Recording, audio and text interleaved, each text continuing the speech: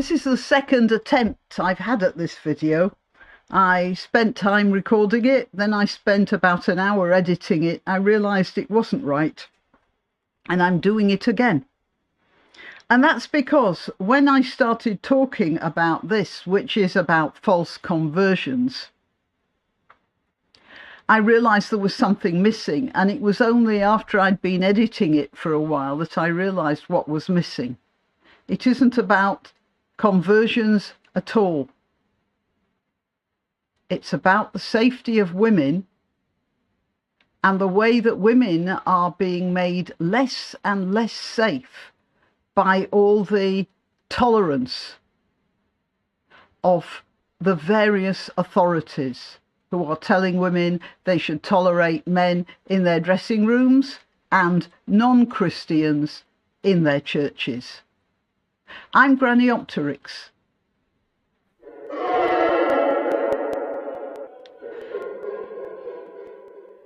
So let's go through the case here. First of all, I want to show you this headline from, LBC. Now I'll bring it up, hang on. It says here, it's from an interview on LBC, and it says here, Minister slams credulous clerics and lefty lawyers for asylum system which let Clapham chemical attacker remain in UK. For a quick rundown for anyone who doesn't know what this is all about, there was an Afghani who was given asylum in this country, misbehaved in various ways but was let off consistently, was denied asylum, but because he wasn't actually arrested for his misbehaviour, he was not deported. Do you think that would have happened anyway? He was allowed to stay. He then, in an attempt to gain British citizenship, he feigned conversion to Christianity, and then, having been crossed in love, one supposes, he attacked the woman with whom he had had some sort of relationship and the woman's 2 children. He attacked them in a particularly brutal way, and we are told that afterwards he threw himself off one of the bridges into the Thames. I'm not so sure about that story. It just seems like he disappeared, and the police found a story to fit the disappearance. But who knows? He could still be in the country, hidden by some of his co-religionists who don't believe, of those that do not believe that throwing acid in a woman's face is a particularly egregious sin. Okay, so let's get on with this story. And this is the headline in the Telegraph. This is from the 26th of March, so it's last month. It's a clipping I've been keeping. I wanted to deal with it for a while. Churches risk undermining asylum system after Clapham attacker's conversion, says Home Office. Well, 1, there is no asylum system. It's chaos. 2, the Clapham attacker was not converted. But, well, this is a picture of him being baptized. Immigration files published on Tuesday showed that convicted sex offender Abdul Aedi was granted asylum after he claimed he'd converted to Christianity, and his application was backed by a Baptist church minister. Now, this would happen to be a Baptist. It could just as easily have been a Church of England minister. In fact, one Church of England minister came clean about that a while ago. I think he left the Church of England because he saw how many fake conversions were being used to bolster up citizenship applications. So it's all the churches. It's like I call it the elite, and I was taken to task about that by one comment under one of my videos because, as that person rightly said, these people are not elite. But you can say they're elite in the sense of they have concentrated power of governance amongst themselves. As I also said in a previous video, I am seeing a sort of clotting of society, where there are clumps of areas of influence and then a lot of other people. And these clumps are duking it out among themselves about who's going to be in control. And I was talking about political parties, but now it's also things like church leaders and some businesses, and of course things like the Home Office. So when this minister here complains about credulous clerics and lefty lawyers, he's left out people in government and people in the administration of government as well. All right, on with the story. A source close to, the minister's evidence was the minister, that's the Baptist minister, was critical in persuading an immigration judge to allow his Ezedi's application, despite a Home Office warning that he was using religion for his own ends, after he gave incorrect answers to questions about Christianity. Evidence presented in court also showed that he'd lied persistently about his background. Now, let me go down this a bit and find how the sort of mistakes he made. In his Home Office interview, so you see, the Home Office is doing some reasonable work. They assembled the information and handed it to the immigration lawyers, who chose to ignore it. In his Home Office interview, he insisted he read the Bible every day for 3 years. But asked what the Old Testament was about, he replied, Jesus Christ. Asked to name Jesus' main followers, he replied, Simon, Peter, Jacob, Andrew, 12 people, disciples. Grilled about what God created on the third day, he answered, Good Friday and Easter Sunday and Resurrection Day. Now, in any other circumstances, I would assume that this man was having a laugh. In fact, I think he was having a laugh. I think he was taking the entire British establishment for the fools that they have become, and laughing up his sleeve. So he was granted asylum by the Immigration Tribunal judge on his third appeal in November 2020. And Tim Lowton, a member of the Home Affairs Select Committee, said, the details of this shocking case go to underline the suspicions we have all along that migrants are playing the Christianity card to game the system in too many ways. What he means is Muslims are playing the Christianity card, and they're doing a lot more than playing the Christianity card. You ask any social service worker about young women wearing burqas, or at least hijabs and long skirts. They come into the social services, tell the social services that they're pregnant after a night out, a one-night stand at some club or other, and being allocated a single mother, single parent allowance. And everyone knows that they are the third or fourth wife of some Muslim man in their community. They're given, they frequently have their own houses or flats or whatever, and they're given an allowance in order to bring up this child, which has been fathered by a, I have to call him a man. Legally, that's what he's supposed to be, who has 4 wives and has not registered any of them, or maybe just the first, and has married the others as in a Muslim ceremony. So they are living at our expense.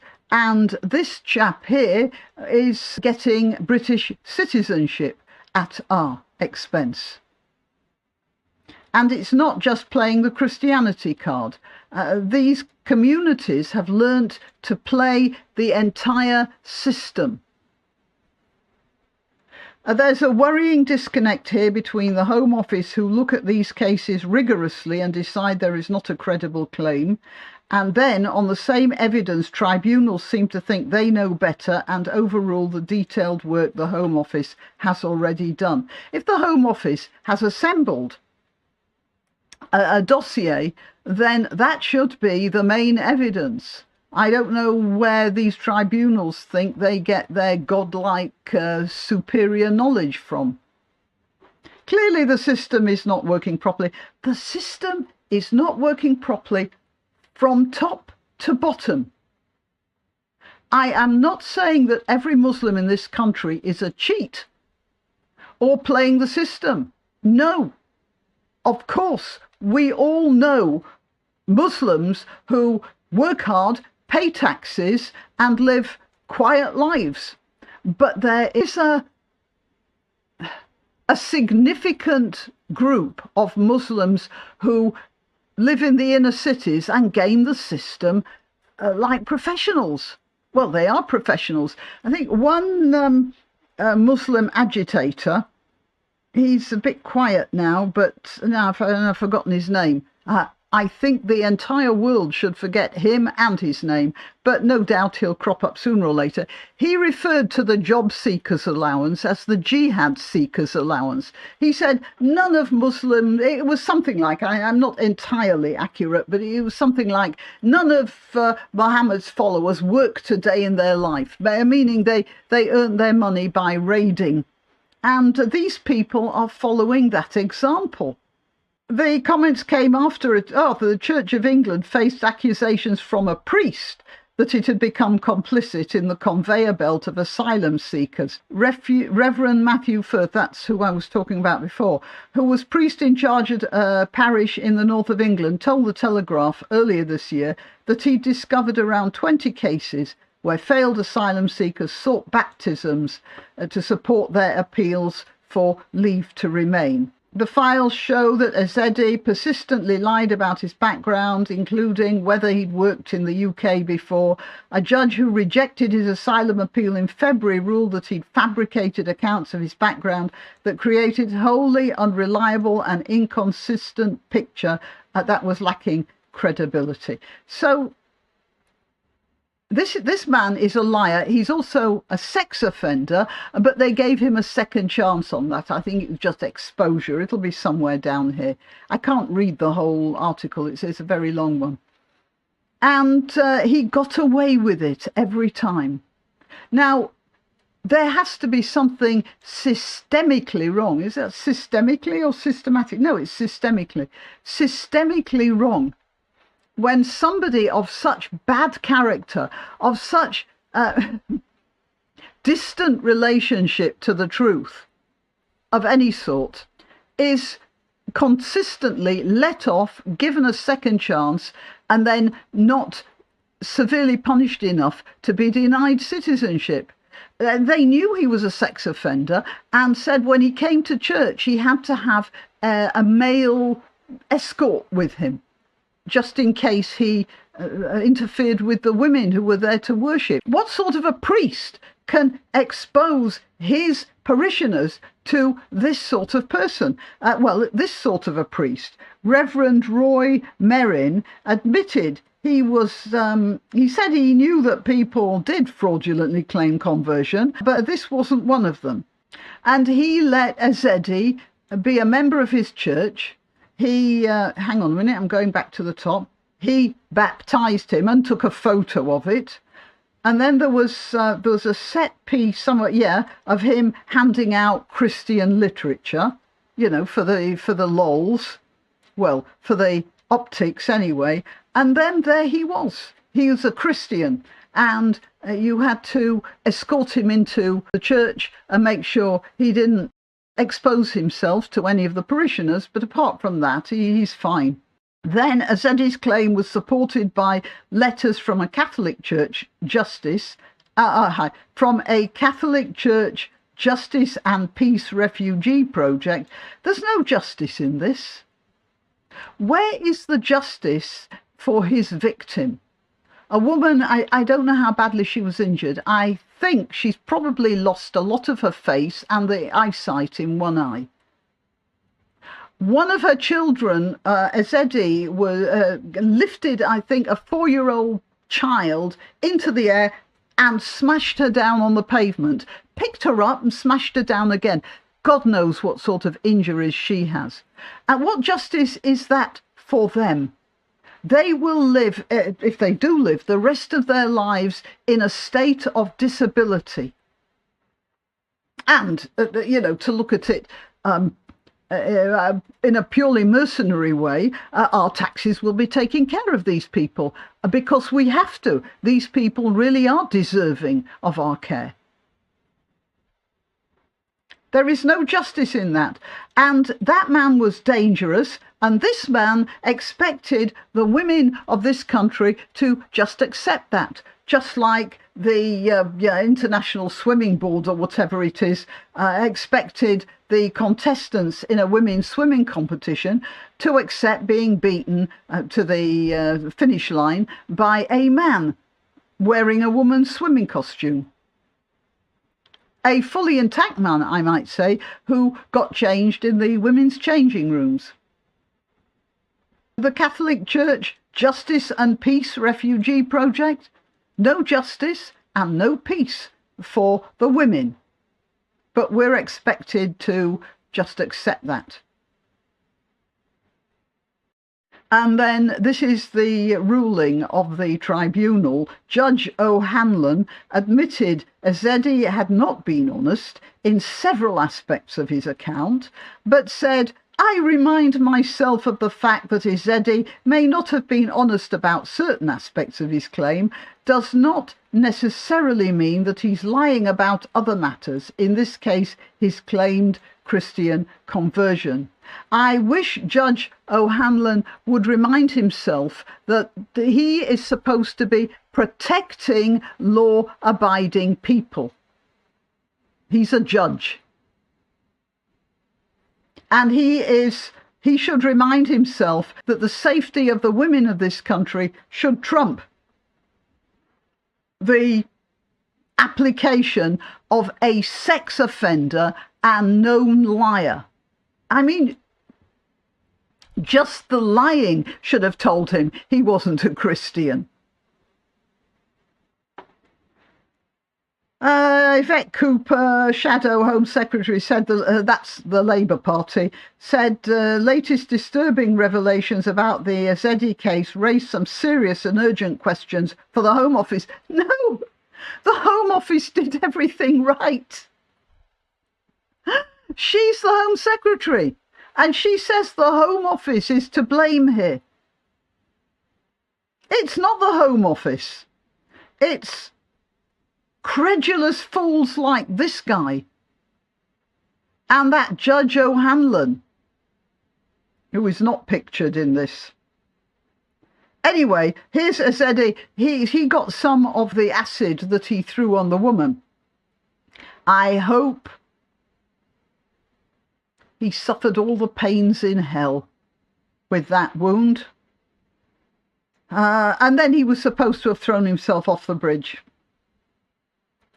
Yes, so this was what happened. Ezedi was allowed to continue attending church under a special contract drawn up by the church to set out agreed boundaries for the welfare and safety of Ezedi and the other worshippers.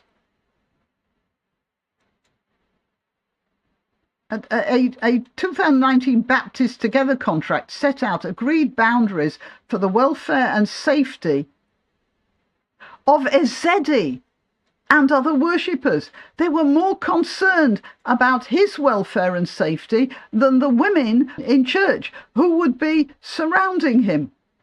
Ezedi was given a suspended sentence in 2018 for grabbing a woman's buttocks and exposing himself at a Newcastle bus stop.